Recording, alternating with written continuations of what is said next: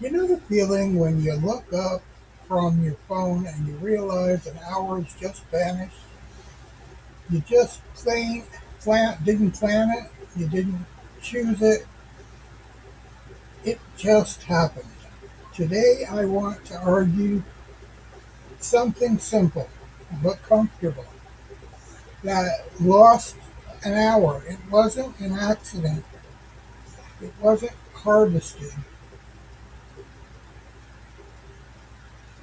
Your attention, your focus, your curiosity, your emotional reaction is being treated as a resource. And there is an entire industry built around extracting it.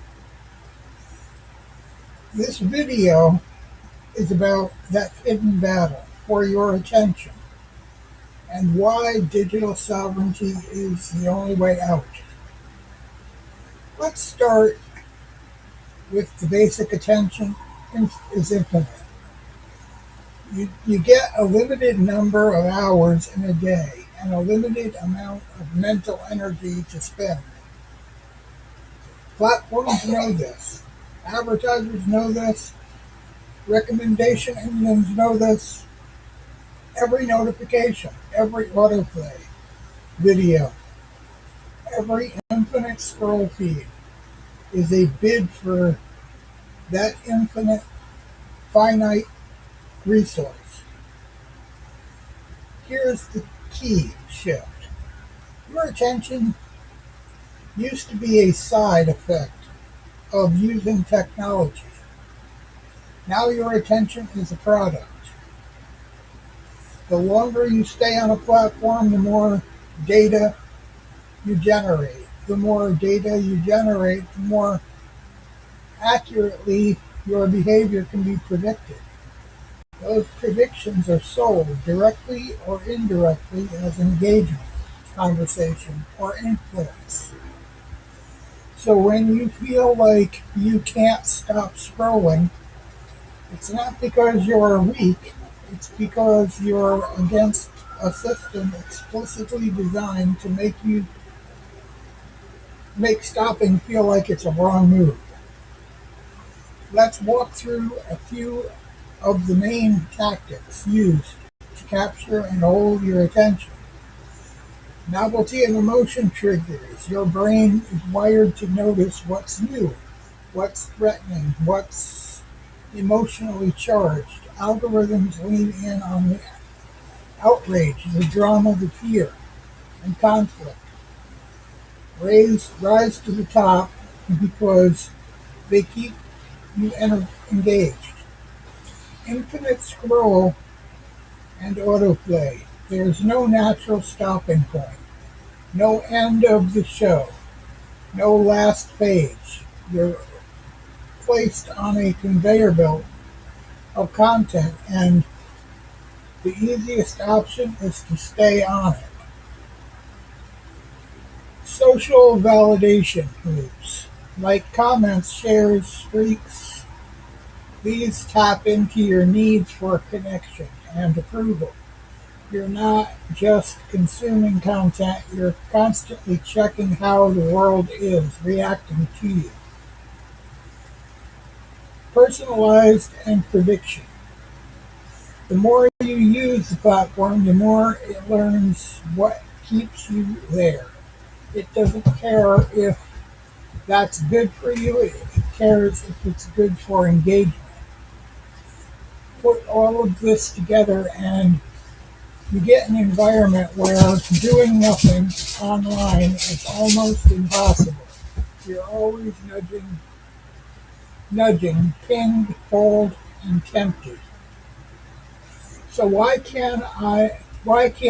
call this a battle and not just an annoying design?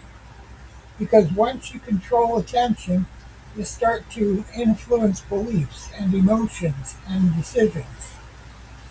If a platform can decide what you see first, what you see most, and what you never see at all, it is quietly shaping your senses of reality. What feels urgent, is what you see repeatedly. What feels normal is what appears on your feed every day. What feels fringe is or invisible is what never gets surfaced. Over time, that doesn't just change what you click, it changes what you care about, what you fear, what you trust, and what you ignore.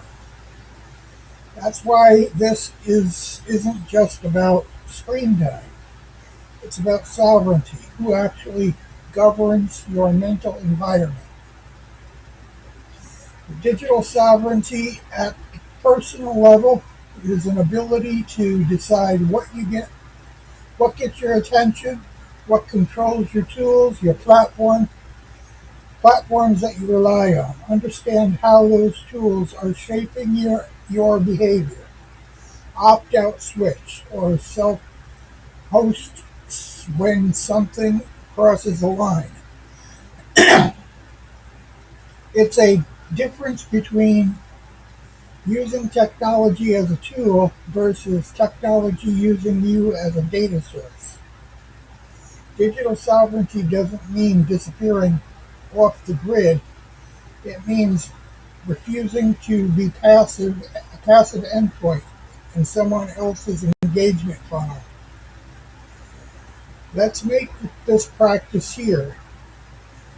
What makes this practical here is a few red flags that your digital sovereignty is under attack. You open an app for a second and you lose 30 minutes. You feel restless or anxious when you're offline. Your mood is heavily influenced by what shows up on your feed. You can't remember the last time you chose what to focus on for a full hour. You consume more than you create almost every day. If those hit home, it doesn't mean you're broken. It means you're living in an environment optimized to keep you reactive instead of intentional. Let's talk about reclaiming your attention, actually looks like. Not just use your phone less, but structural changes make that can make put friction back into your digital life. Make it slightly harder to open your apps that drain you. Remove them from your phone screen. Turn off non-essential notifications. Log out so you have to sign in intentionally. Create own spaces for your attention. Have places where you can control the environment. A notebook, a local document, a self-hosted tool, or even just a quiet browser tab with no feeds. Use these spaces for thinking, planning, and creating before you open anything algorithmically. Pick an hour of the day where you don't touch social feeds, shorts, or videos, or news apps. Use that hour for deep work, leaning on building something that compounds in your favor. Audit your digital diet. Ask yourself which apps leave me drained, which tools leave me clear and calm, or more capable. Keep the second category, put the first category on a leash. Shift from consumer to creator. Even a small act of creation, writing, recording, coding, drawing, flips the script. You stop being the target for engagement and you start building assets that belong to you. There's also the collective side of digital sovereignty. Governments, companies, communities are wrestling with who sets the rules for data, platforms, and AI. But here's the truth. None of these debates matter if At the individual level, we've already surrendered our attention. Democracy, creativity, and real conversation all depend on people who can think clearly, focus deeply, and choose what matters. If our attention is permanently outsourced to algorithms, those foundations start to crack.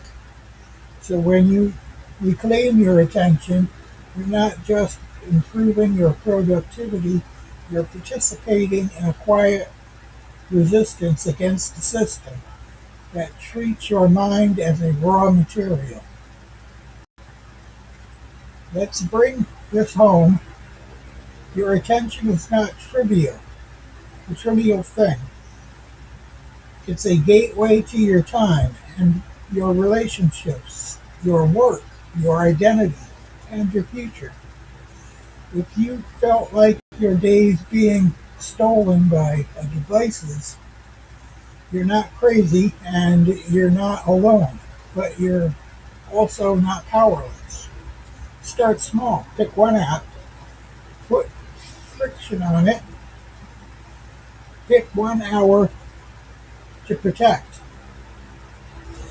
Put one thing you'll create this week instead of just consuming.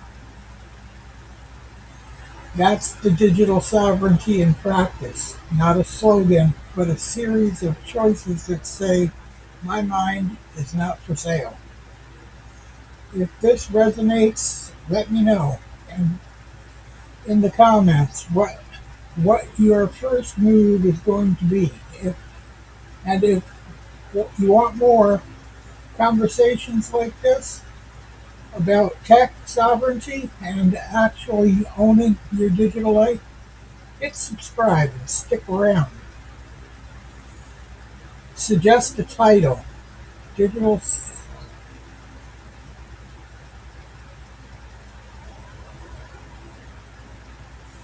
Suggest.